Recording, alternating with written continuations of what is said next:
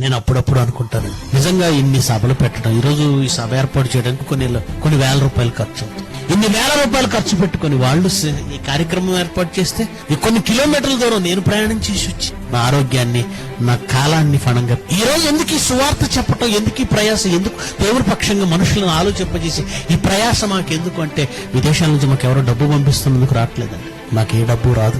దేవుడు బాధ్యత పెట్టాడు, ఈ సమాజాన్ని మోటివేట్ చేయండి, ఆలోచింప చేయండి, వారి దగ్గరకు వెళ్ళండి అని దేవుడు చెప్పాడు. సర్వలోకమునకు వెళ్లి సర్వ సృష్టికి.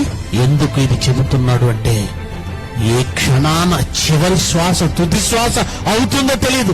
ఎందుకంటే అలా అయిన రోజున భయంకరమైన పాతాళంలోనికి జారిపోవాలి.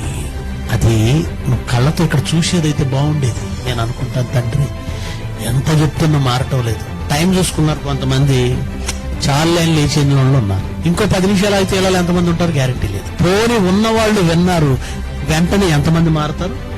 అసలు మారతారా? ఇదంతా శ్రమ ఎందుకు ప్రభువా? విందురని నేనెవనితో? ఇర్మియా గ్రంథం 6వ అధ్యాయము 10వ వచనం. ఇర్మియా 6:10. విందురని ఏంటి ప్రభువా? వెళ్ళమంటావు, చెప్పమంటావు? విందురని నేను ఎవరితో మాట్లాడుతును?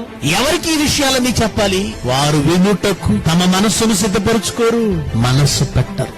సీరియల్ దగ్గర మన మనసు ఎలా ఉంటుందో తెలుసా? పిల్లలు అరిచారంటే ఒక్కటేస్తాం, వీపు విమానం మోత. ఇక్కడ మన చుట్టూ పిల్లలు ఎంత డిస్టర్బ్ చేస్తున్నా మనం ఏం ప్రాబ్లం లేదు, ఎందుకంటే అది మన మైండ్. అక్కడైతే అత్త కొట్టిద్దో కోడలు కొడుతుందో. మనస్సు పెట్టేవాళ్ళు ఎవరు లేరు దేవుని వాక్యం.